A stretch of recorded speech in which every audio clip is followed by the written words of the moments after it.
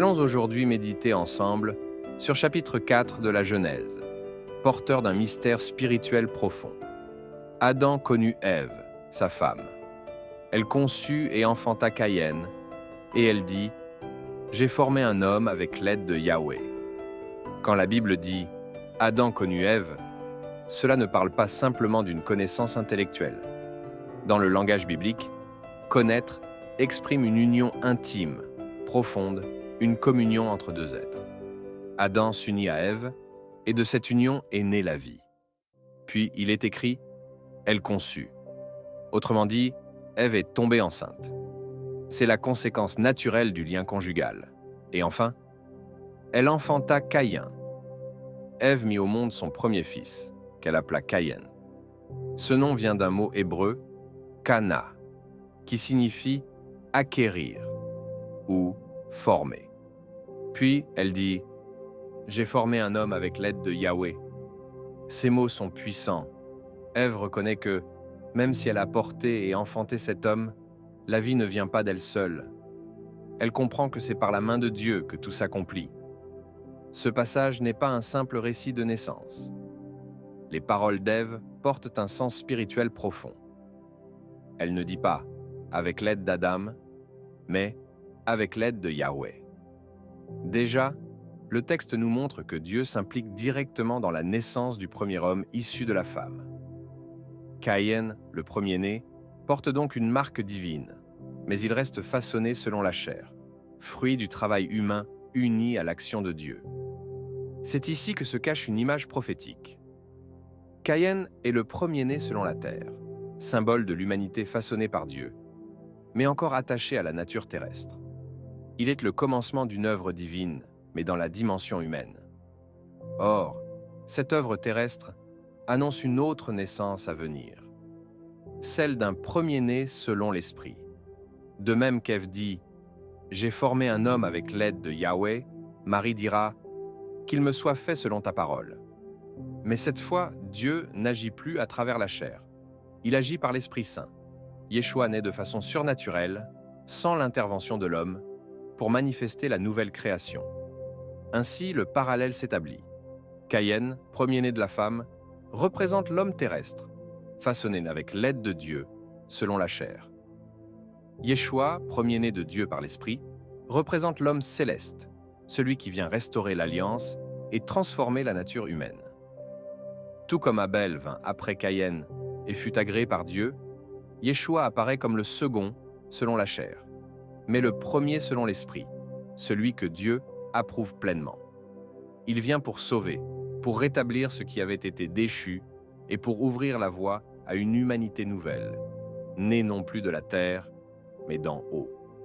Au verset 2 du chapitre 4 de la Genèse, il est écrit « Elle enfanta encore son frère Abel. Abel fut berger et Caïn fut laboureur. » Après la naissance de Caïn, le premier-né, comme Adam l'avait été pour l'humanité, il devint cultivateur de la terre. Le mot hébreu utilisé pour son activité est « avad », le même que celui employé pour Adam, et qui signifie « travailler, cultiver, servir ». Ainsi, Caïn poursuit l'activité confiée à Adam, mais désormais dans le cadre de la vie humaine hors du jardin. Paul souligne que le premier Adam est terrestre et animal, attaché à la terre. Adam, le premier homme, devint un être vivant. Première épître aux Corinthiens, 15, 45 à 47. De la même manière, Caïn représente l'homme selon la chair, le premier peuple terrestre, lié à la vie matérielle et aux travaux agricoles. Symboliquement, Israël, libéré par Moïse, est ensuite formé par Dieu comme peuple selon la chair, humain et terrestre, mais appelé à une vie guidée par la loi et l'alliance. Caïn est donc le premier homme selon la chair, laboureur et attaché à la terre. Abel, son frère, devient berger, davantage en lien avec l'élevage et la surveillance du troupeau. Cette lecture permet de voir un parallèle.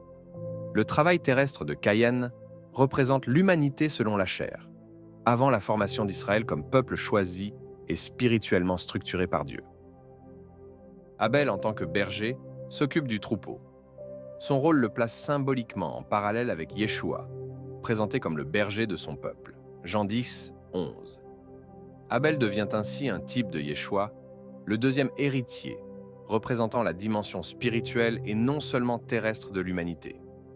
Ce schéma, un premier représentant lié à la chair, Caïn, et un deuxième représentant spirituel, Abel, Yeshua, se retrouve à plusieurs reprises dans la Bible, illustrant le contraste entre la vie selon la chair et la vie selon l'esprit. Au bout de quelque temps, Caïn fit à Yahweh une offrande des fruits de la terre. Abel, de son côté, en fit une des premiers-nés de son troupeau et de leur graisse. Yahweh porta un regard favorable sur Abel et son offrande. Mais il ne porta pas de regard favorable sur Caïn et son offrande. Caïn fut très irrité, et son visage fut abattu. Ces versets montrent que Caïn et Abel étaient tous deux croyants et reconnaissaient Dieu, mais la nature de leurs offrandes différait, et cela a eu un impact sur la réaction de Dieu. Caïn, cultivateur de la terre, offre des fruits ou légumes issus de son travail agricole. Bien qu'il donne à Dieu, son offrande ne vient pas directement de son cœur. Elle symbolise le travail humain, la chair, l'homme terrestre ou animal. Dieu n'a pas de regard favorable sur son offrande.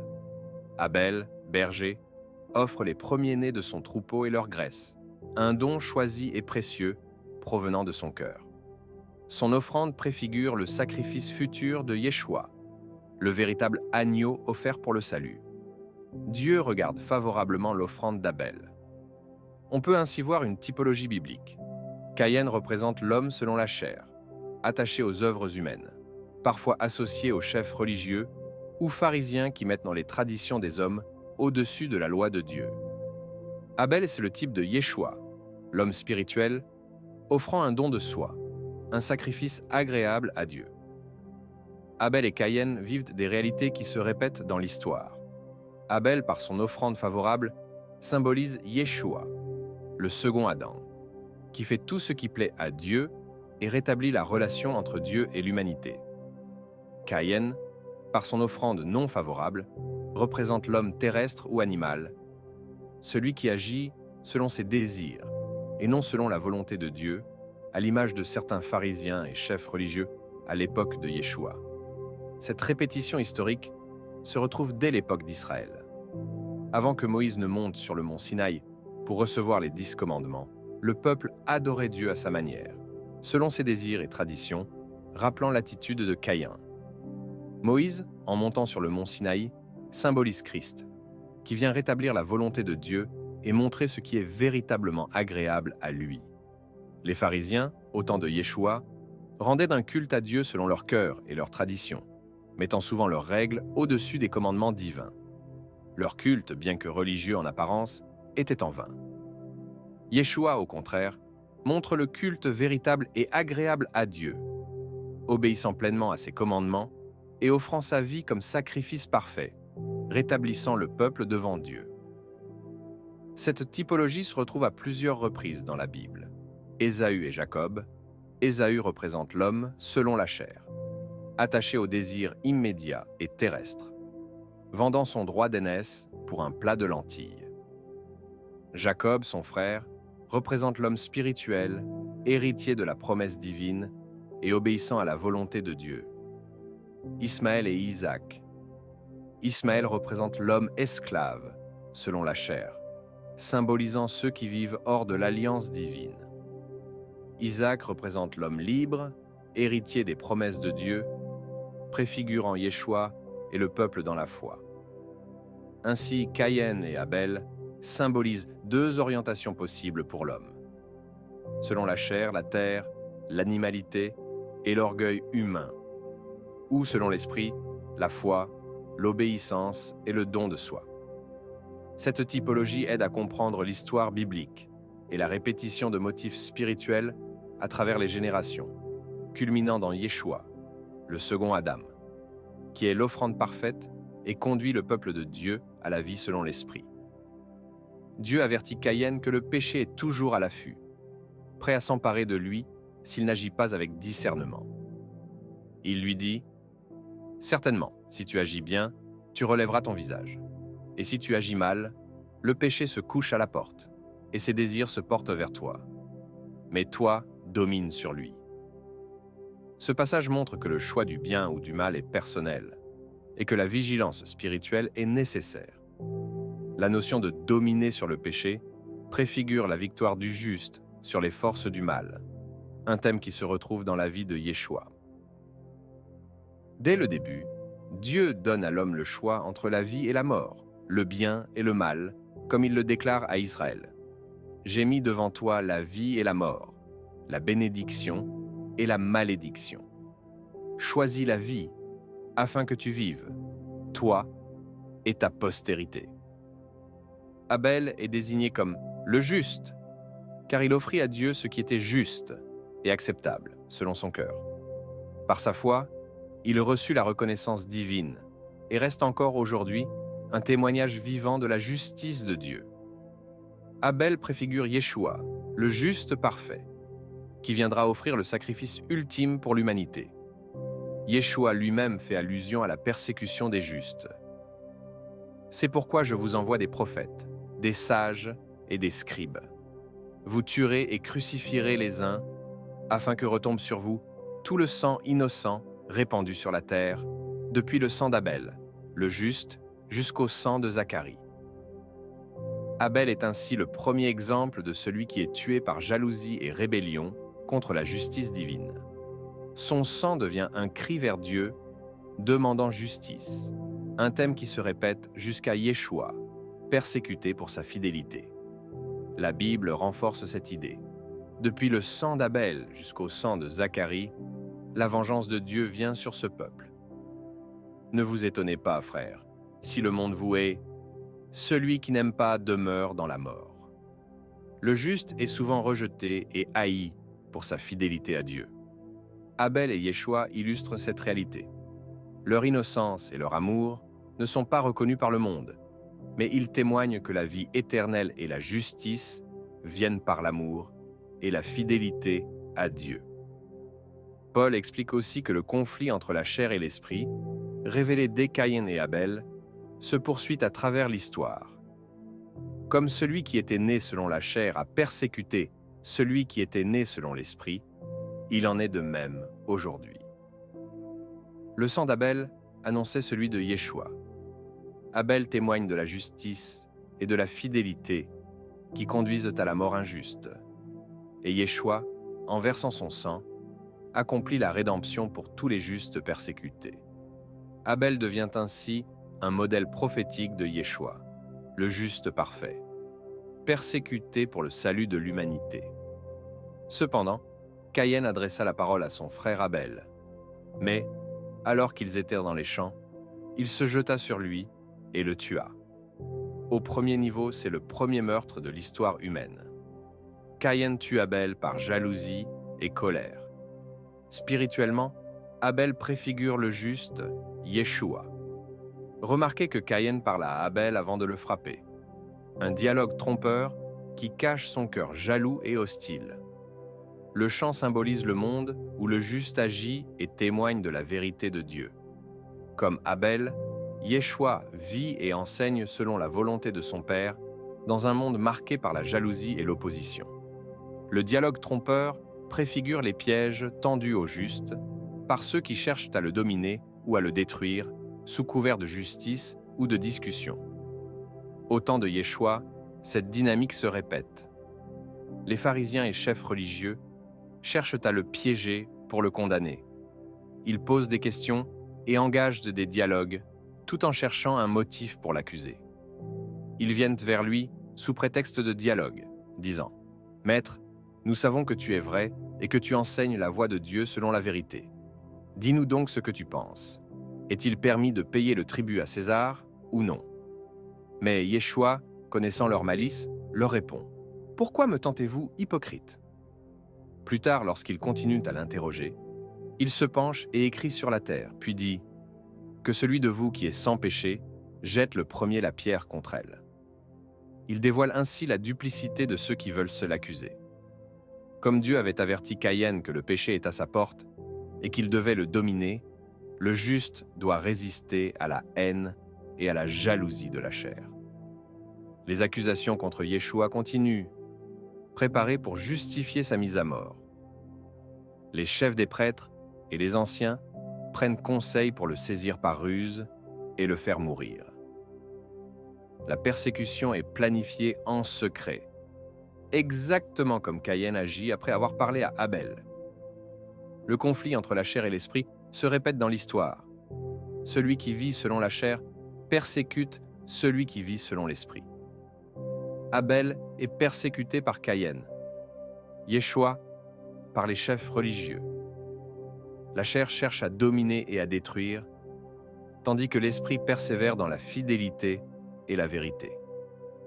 Le fait que Caïn adresse la parole à Abel avant de le tuer devient un modèle prophétique de l'attitude du monde envers le juste.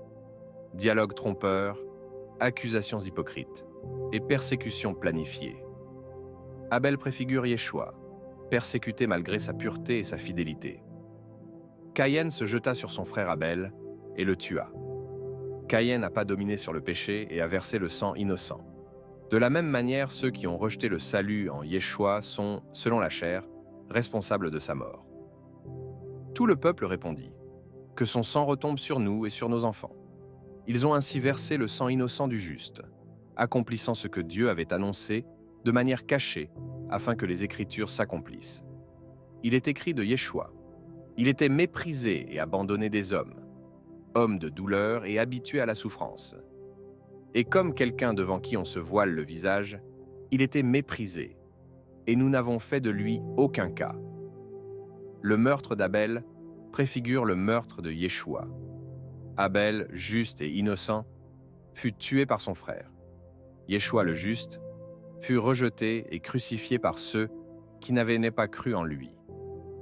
Comme il est écrit, « C'est par ces meurtrissures que nous sommes guéris. » Et Christ, notre Pâque, a été immolé. Ainsi, les Écritures, cachées dans leurs figures et prophéties, se réalisent pleinement dans l'œuvre de Yeshua. Yahweh demanda à Caïn, « Où est ton frère Abel ?» Et Caïn répondit, « Je ne sais pas. Suis-je le gardien de mon frère ?» L'homme terrestre, représenté par Caïn, refuse sa responsabilité fraternelle. Sa réponse révèle une nature charnelle qui cherche son propre intérêt, jalouse et haineuse, incapable d'aimer et de veiller sur l'autre.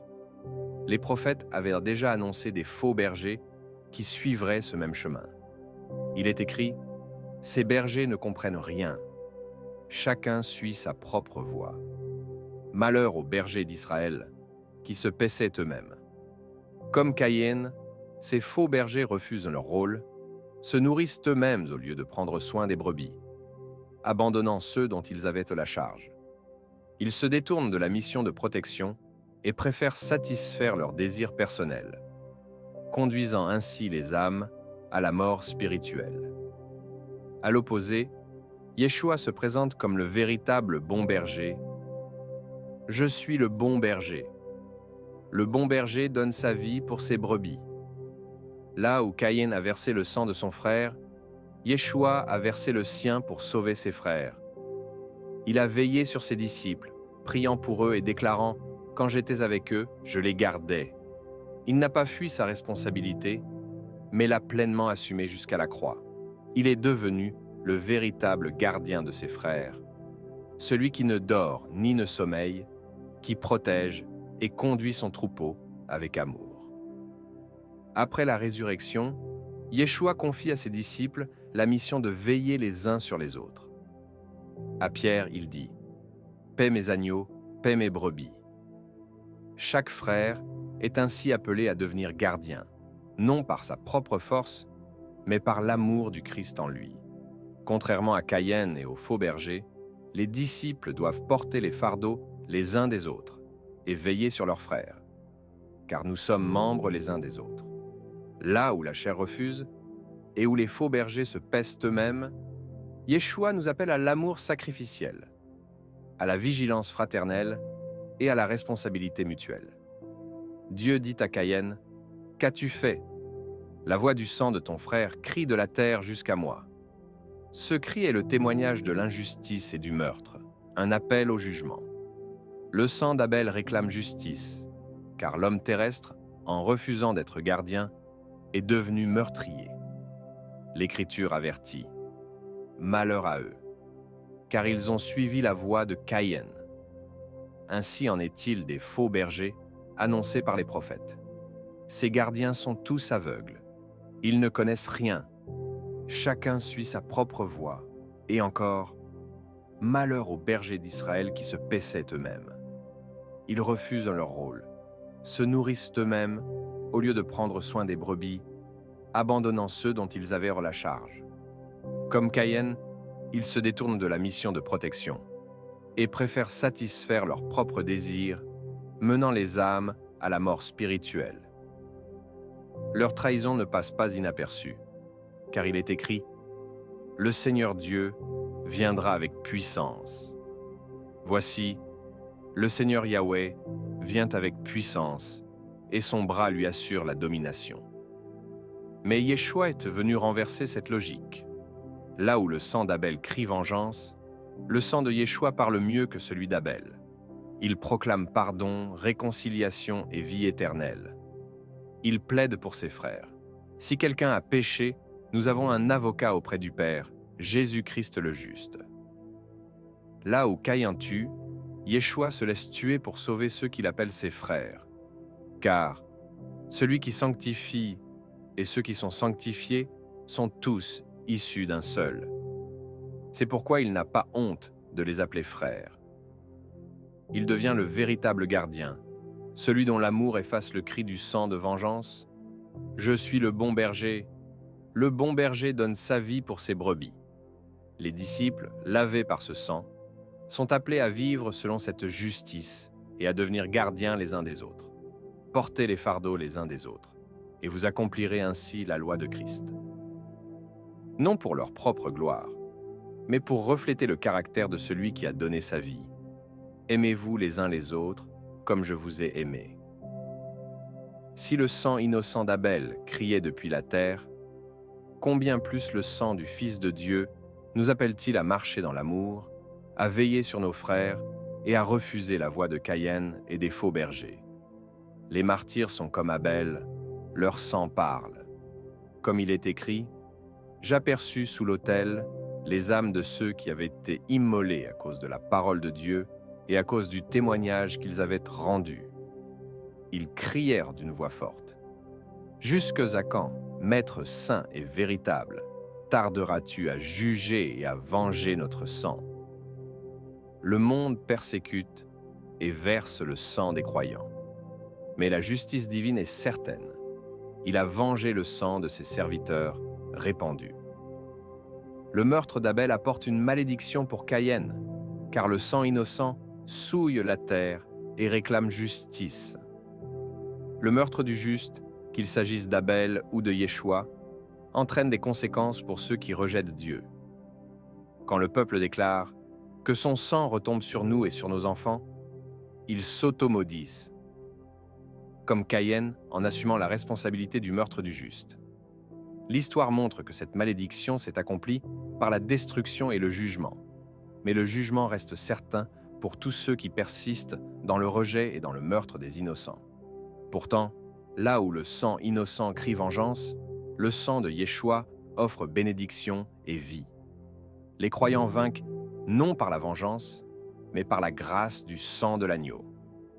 Ils l'ont vaincu à cause du sang de l'agneau et à cause de la parole de leur témoignage. Ainsi, là où la malédiction était prononcée pour Caïn et pour ceux qui ont crucifié le juste, la bénédiction est offerte à tous ceux qui se confient dans le sang de Yeshua, car son sang purifie et sauve ceux qui viennent à lui.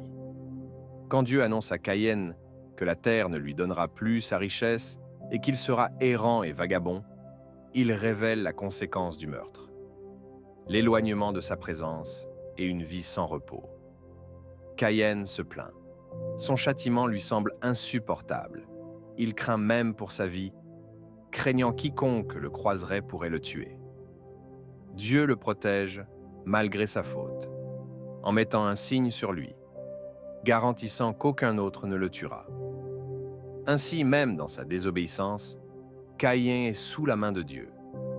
Cette errance prophétise ce qui arrivera à Israël lorsqu'il rejette le Messie. La nation subit la destruction du temple, la dispersion parmi les nations et l'éloignement de la face de Dieu, un exil annoncé par les prophètes. Israël devient errant dans le désert des peuples, comme le décrit Ézéchiel. Et cette errance est prolongée jusqu'au moment fixé par Dieu pour la restauration. L'image de la femme qui s'enfuit dans le désert, telle qu'Apocalypse la décrit, est prophétique.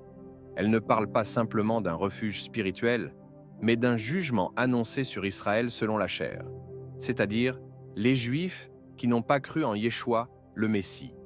Apocalypse 12, 6, 14 dit « Et la femme s'enfuit dans le désert, où elle avait un lieu préparé par Dieu, afin qu'elle y fût nourrie pendant 1260 jours.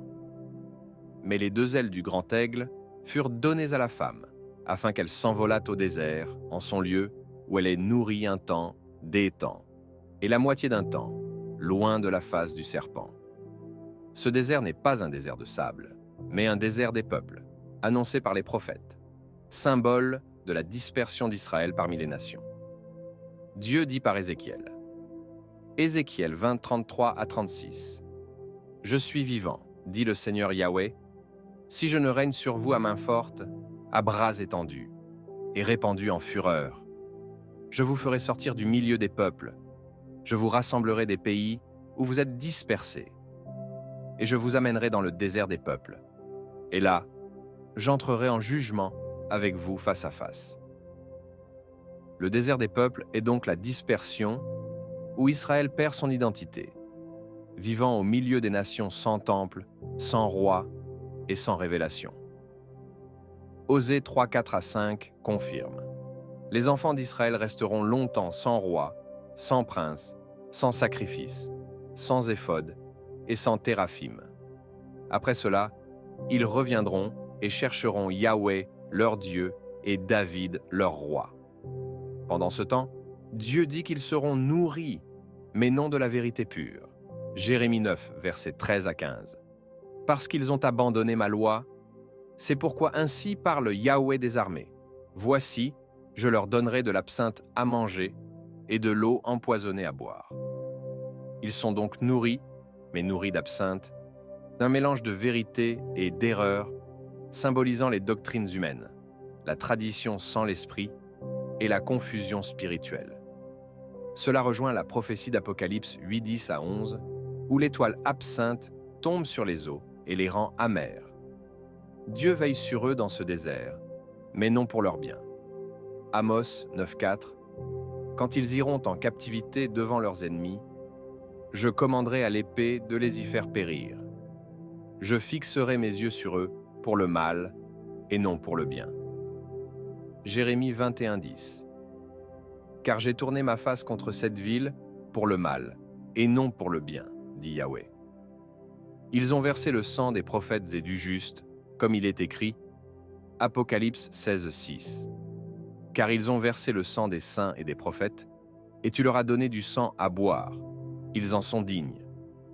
Et Yeshua avait déjà annoncé cela. Matthieu 23, 34 à 35. C'est pourquoi, voici, j'envoie vers vous des prophètes, des sages et des scribes. Vous tuerez et crucifierez les uns, afin que retombe sur vous tout le sang innocent répandu sur la terre, depuis le sang d'Abel le juste, jusqu'au sang de Zacharie. Ainsi, le désert d'Apocalypse 12 est le temps de la dispersion d'Israël selon la chair, jugé, nourri d'absinthe, et gardé dans l'exil jusqu'à ce que le temps de la réconciliation arrive, selon les promesses. Osée 5, 15. Je m'en irai, je reviendrai dans ma demeure, jusqu'à ce qu'ils reconnaissent leur faute et qu'ils cherchent ma face. Dans leur détresse, ils me chercheront. Dieu, fidèle à son nom, agit toujours pour préserver un reste, garantissant que son plan se réalise malgré la désobéissance et la rébellion. Le signe donné à Caïn rappelle cette même miséricorde. Même coupable et errant, il est protégé, comme un reste fidèle d'Israël subsiste parmi les nations. Le plan de Dieu demeure, et sa promesse d'un retour et d'une restauration ne dépend pas de la justice humaine, mais de sa grâce et de l'œuvre rédemptrice du Messie. Ainsi, l'histoire de Caïn devient prophétique. Elle révèle le jugement pour le péché, la dispersion, la protection divine d'un reste et la promesse d'une restauration à venir par le sang du juste, Yeshua. Même quand l'homme rejette et persécute, Dieu reste fidèle à son plan et à son peuple. Après la mort d'Abel, Adam et Ève ont un autre fils, Seth, dont le nom signifie remplacement ou mise à la place. Ce fils prophétise Yeshua ressuscité. Là où l'homme juste a été mis à mort, Dieu offre la vie nouvelle par la résurrection. Seth devient le symbole de la transition de la condition charnelle vers la condition spirituelle, un thème qui se retrouve dans toute l'histoire biblique. Cette idée se reflète dans le passage de Moïse à Josué. Moïse conduit le peuple jusque près de la terre promise, mais ne peut y entrer. Josué, rempli de l'esprit que Moïse avait reçu, poursuit et conduit le peuple à travers le Jourdain. Moïse représente le ministère terrestre de Yeshua, Josué, le ministère ressuscité qui ouvre le royaume. Même son nom, Yehoshua, annonce le salut en Yeshua. Seth a un fils, Enoch, dont le nom signifie « homme ». Mais cette humanité appartient à une nouvelle lignée, spirituelle. C'est l'annonce du croyant régénéré en Yeshua, le nouvel homme. Celui qui est en Christ devient une nouvelle créature et portera l'image du céleste, comme Paul le décrit. Le premier homme est terrestre, le second homme est du ciel. Ainsi, la typologie est claire. Abel représente Yeshua crucifié, l'innocent mis à mort. Seth représente Yeshua ressuscité, qui inaugure une nouvelle espérance. Enoch représente le croyant régénéré, le nouvel homme qui porte l'image du céleste. Comme Moïse cède la place à Josué pour entrer dans la promesse, la chair doit céder la place à l'esprit pour entrer dans le royaume éternel. C'est le cycle divin de la mort et de la résurrection, de la chair vers l'esprit, qui se répète dans l'histoire et dans la vie de chaque croyant. L'histoire de Caïn et Abel dépasse le simple récit d'un premier meurtre. Elle révèle la dynamique profonde entre la chair et l'esprit, entre l'homme attaché à ses désirs et celui qui répond à la volonté de Dieu. Ce passage montre que le choix spirituel est toujours présent, que la vigilance et la fidélité sont nécessaires et que le bien peut triompher malgré la persécution. À travers cette typologie, la Bible nous enseigne que Dieu agit dans l'histoire selon son plan.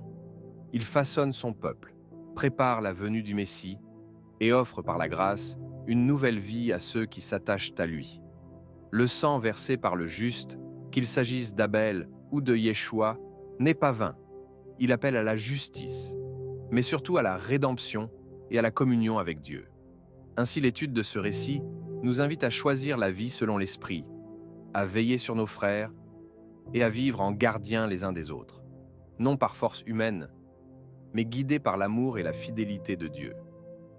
Elle nous rappelle enfin que, même au milieu de l'échec et de la désobéissance, Dieu préserve un reste fidèle et ouvre toujours la voie à la restauration et à la vie nouvelle.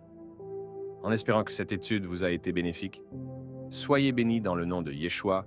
Au prochain épisode, si Yah le permet, Shalom.